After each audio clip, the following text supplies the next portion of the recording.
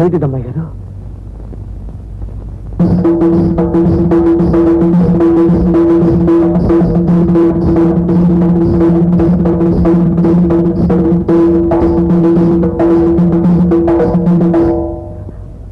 వద్దమ్మాయి గారు, ఇది జరగని పని, చూడని పని.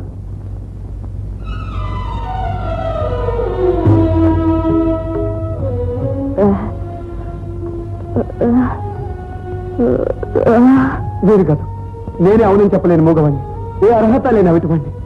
అమ్మాయి గారు, అసలు ఎందుకు ఇలా నిర్ణయించుకున్నారు? ఏం చూసి ఈ పేదవాడిని ఎన్నుకున్నారు?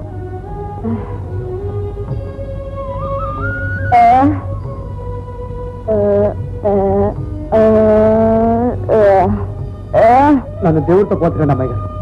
ఈ దేవత పక్కన ఉండవలసింది ఒక దేవుడు కానీ నాలాంటి రాతి బొమ్మ కాదు. అమ్మాయి గారు, మీకు మంచి సంబంధం చూసి పెళ్లి చేస్తానని అయ్యగారికి మాట ఇచ్చాను.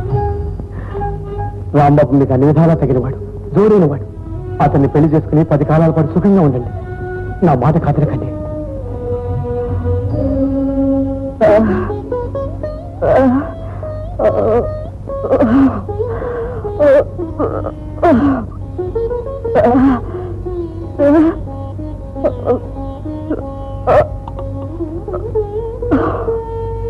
మీ మనసు నాకు తెలుసు అమ్మాయి గారు.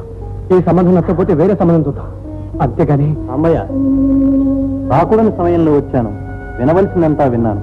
మీ సొంత విషయంలో జోక్యం చేసుకుంటున్నందుకు నన్ను మన్నించండి. రాంబాబు, మీరేనే చెప్పండి, మనసు మార్చుకోమని చెప్పండి.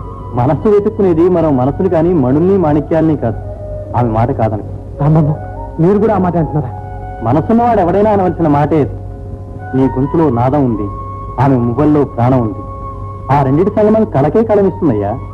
అది కాదు రాంబాబు, నా ఆరోగ్యం సంగతి మీకు తెలియదు కదా. చూస్తూ అలాంటి దేవతే నీకు వరం ఇచ్చిన తర్వాత ఇంకా నీకు భయం ఎందుకు? నేనంతా మాట్లాడే వచ్చాను. నేను నర్సింగ్ హోమ్ లో చేర్పించి 2 నెలల్లో మామూలు మనిషిని చేసే బాధ్యత నాది, సరేనా? రాంబాబు,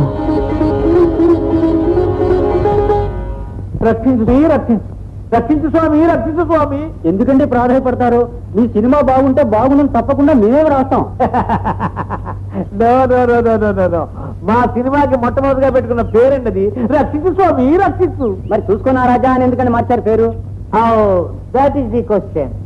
రక్షించు స్వామి అనేది జనానికి నోరు తిరక్క భక్షించు స్వామి అన్నారు అనుకోండి, అందుకని నోటికి పెద్దగా శ్రమ లేకుండా చూసుకున్నా రాజా అన్నారు. కరెక్ట్ సార్, అసలు పేరు ముందు జనాన్ని ఆకర్షించాలి. ఫోటో తీసాను ఆయన చిరంజీవి.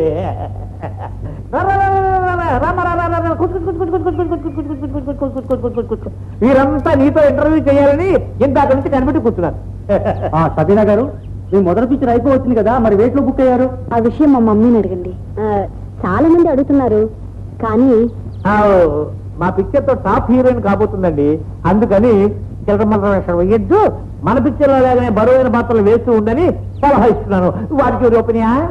బరువైన పాత్రలు అంటున్నారు, మరి డ్రెస్ అంతా తేలిగ్గా ఉంది. దట్ ఈస్ ది ప్రశ్న. కనిపెట్టేశారు. మా పిక్చర్ లో ప్రాచీనం పాశ్చాత్యం 2 రంగరించి తెర మీద గుమ్మరించబోతున్నాము. చాలా మంచి ప్రయత్నం చేస్తున్నారు సార్. ఆ సబీనా గారు, మొదటిసారి కెమెరా ముందు నటించినప్పుడు మీ అనుభవం ఎలా ఉందో చెప్పగలరా? మా మమ్మీని అడగండి. మేము అడుగుతుంది మీ అనుభవం గురించి, మీ మమ్మీ అనుభవం గురించి కాదు. నాకు కొంచెం భయం వేసిందండి, సన్నగా వణుకు కూడా పుట్టింది. డైరెక్టర్ని చూసా, కెమెరాని చూసా? నో, నేను మొట్టమొదటి రోజు తీసిన సీను విలన్ చూసి భయపడేది, తెరలో వణికేది. పాత్రలో లీనం అయిపోయింది, భయపడే. 2 పెద్ద చెరువులు పశ్చిమ ఆసియాలో ఉన్నాయి. వీటిని అక్కడున్న ప్రజలు ఈ చెరువుల్ని సముద్రాలు అని పిలుస్తారు, కానీ అవి మాత్రం చెరువులే. ఈ 2 చెరువులు కూడా ఒకే నది నుండి వచ్చిన నీళ్లతో ఏర్పడ్డాయి. గోలాన్ హైట్స్ నుండి పుట్టిన జోర్దాన్ నది లెబనాన్లోని చెట్ల మొదళ్ల నుండి రకరకాల ఔషధాల తత్వాలను తీసుకొని స్వచ్ఛంగా ప్రవహిస్తూ ఉత్తర దిక్కున వెళ్లి ఒక సముద్రంగా ఏర్పడుతుంది. అలాగే దక్షిణం వైపుగా వెళ్లి తారణ గురించి కాదు రాసేది, ఈ తారణ కన్నా కళామూర్తి తల్లిని గురించి రాయాలి అంటాను. రాజెక్కిన పల్లకి కాదు, అది మోసిన బోయిలెవరు తెలుసుకోవాలి అంటాను. పట్టు చీర కాదు.